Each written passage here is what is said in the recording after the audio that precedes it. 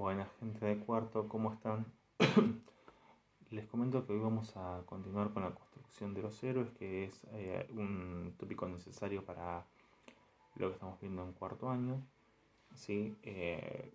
Puntualmente lo que me interesa es que puedan ver cómo los héroes van cambiando poco a poco a medida que van funcionando y entendiendo la función puntualmente del héroe. La idea del héroe es demostrar las cosas que están mal para verificar cómo se hacen bien.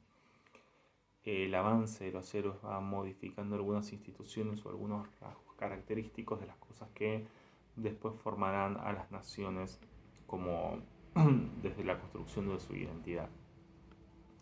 Puntualmente, nosotros nos estamos concentrando en la figura de Aquiles, el máximo héroe griego, debido a que está la instauración de lo que está bien para ese momento. Más adelante vamos a ver algunos capítulos, o sea, algunos cantos de la Odisea, entendiendo que el héroe que se busca en la Ilíada no es el héroe que se busca en la Odisea.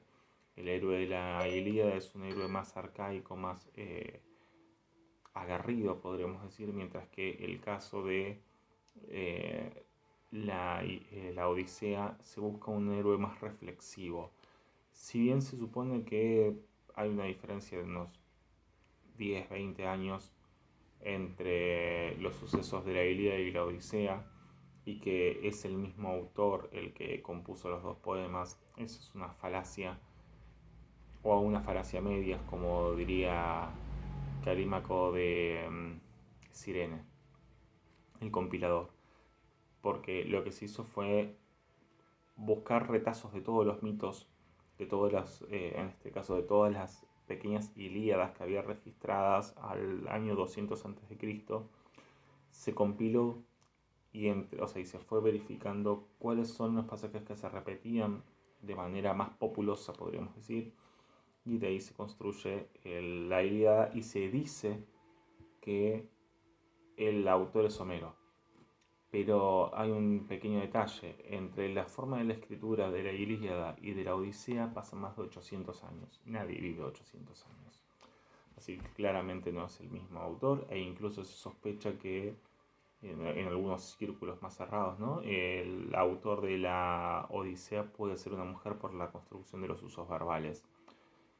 Es un detalle bastante poco probable de demostrar, pero bueno, hay una cierta corriente literaria muy importante que está tratando de demostrar eso y es algo de suma importancia porque, o sea, para los estudios de géneros, porque la Odisea es el segundo poema más importante en la historia de Occidente, pero es el primero en la situación de nivel de complejidad. La Ilíada no es tan compleja.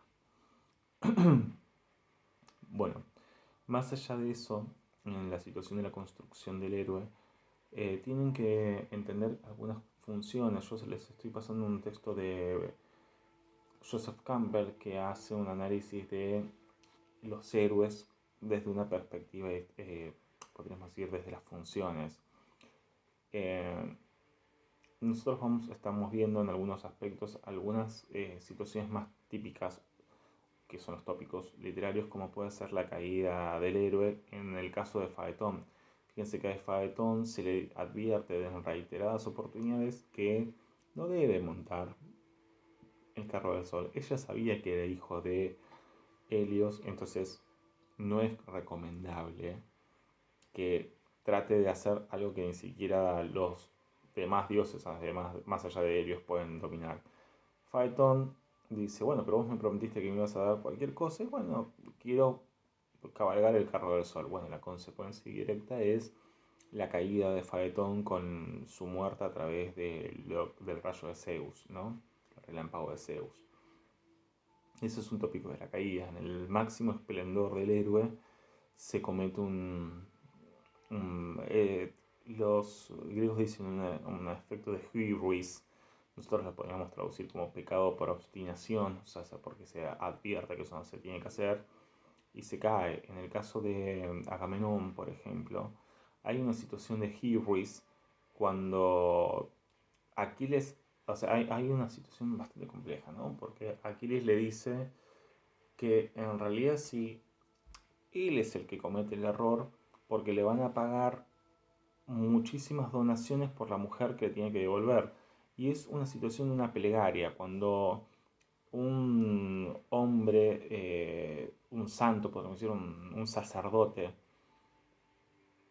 en la antigüedad, le pedía algo a cambio de otra cosa a quien sea, se tiene que respetar. O sea, y en el caso de Crises es un sacerdote que es un sacerdote del dios Apolo, ¿no? O sea, respeta uno de los propios credos. Además, es un anciano y está pidiendo por su hija y está llevando un botín a cambio, o sea, un botín equivalente. Agamenón se obstina y dice que no, y por eso dice en el fragmento de la Ilíada, todos los reyes y los guerreros aqueos dijeron que estaban dispuestos a devolver a Criseida por eso que están pidiendo. Pero Agamenón dijo que no. Y ahí es donde se incurre en el pecado final de los sátridas. Recuerden, como les había dicho, los sátridas son un grupo de héroes caídos, podríamos decir, o sea, de reyes impíos. Porque, o sea, en realidad Agamenón, Menelao sí es un buen rey, es un rey honroso. Pero Agamenón no, porque viene de la casta de Atreo y todos los de Atreo cometen errores. Y ahí se genera una situación donde Agamenón cae en la hibris y Aquiles exige que se respete lo que se tiene que respetar, pero los dioses lo paran. Y cuando lo paran, Aquiles dice, es importante que los humanos respeten el designio de ustedes, los dioses, porque si no pueden traernos consecuencias. Y ahí lo que marca Aquiles es la consecuencia de no hacer caso al designio divino, que es absoluto. Entonces, Aquiles podría oponerse a Agamenón porque es más fuerte que Agamenón y incluso podrían enfrentarse a todo el ejército griego y ganar factiblemente. Pero el problema está, o sea, eso lo vamos a ver en el capítulo 19, el canto 19 que tendrán que estar leyendo.